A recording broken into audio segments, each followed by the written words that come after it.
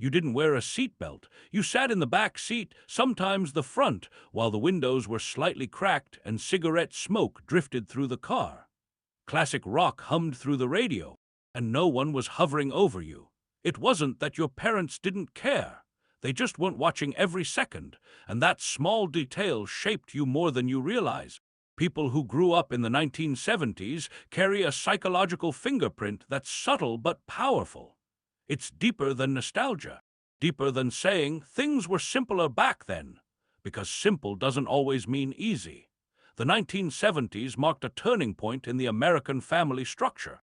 Divorce rates rose dramatically, reshaping households across the country. For millions of children, this wasn't a statistic. It was Thursday afternoon. It was packing a bag. It was silence at dinner. Researchers studying what's often called the divorce generation, including long-term work by E. Mavis Hetherington, noticed a pattern.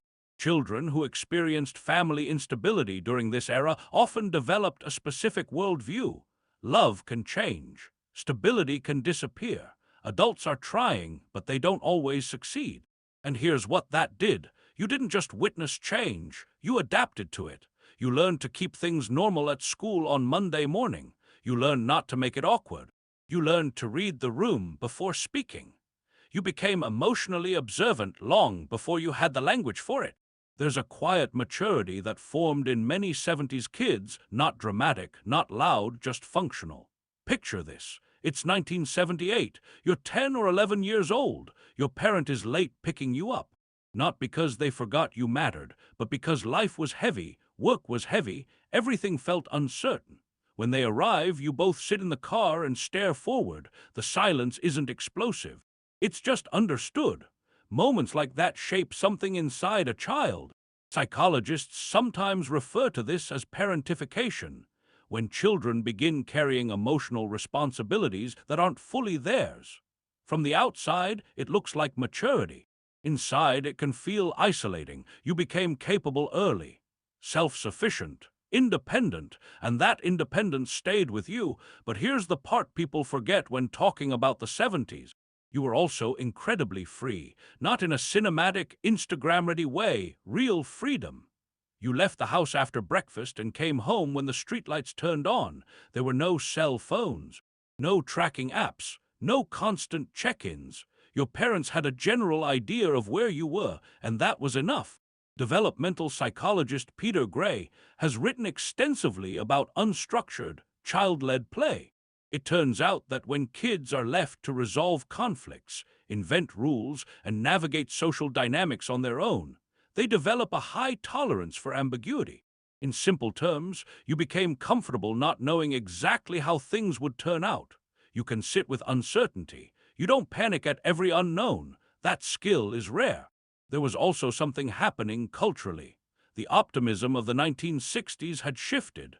The Vietnam War ended painfully. Political trust declined sharply. Economic pressure grew.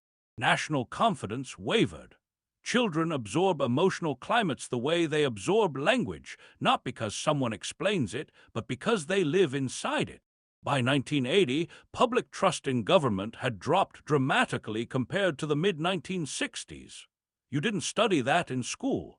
You felt it in the background conversations.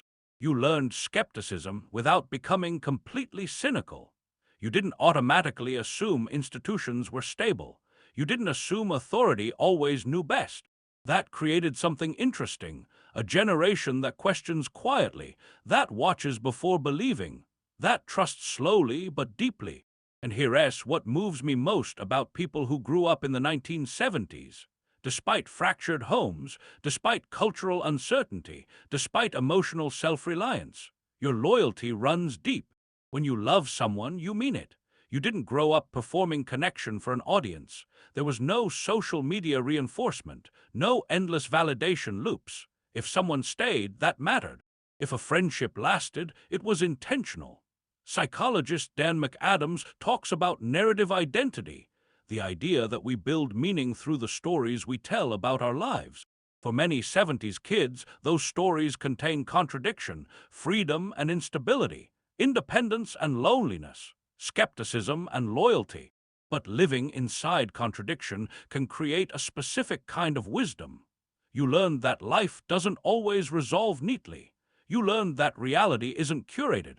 And instead of collapsing under that truth, you adjusted to it. That adjustment became resilience. The children who rode bikes until sunset, who sat in smoky cars, who watched the world change in real time. They developed something no structured childhood guarantees, a tolerance for reality as it is. And if any part of this felt familiar, not dramatic, just quietly accurate, then you already understand. Understanding your generation isn't about nostalgia.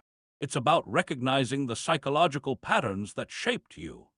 If this resonated with you, consider subscribing for more deep explorations into human behavior and generational psychology.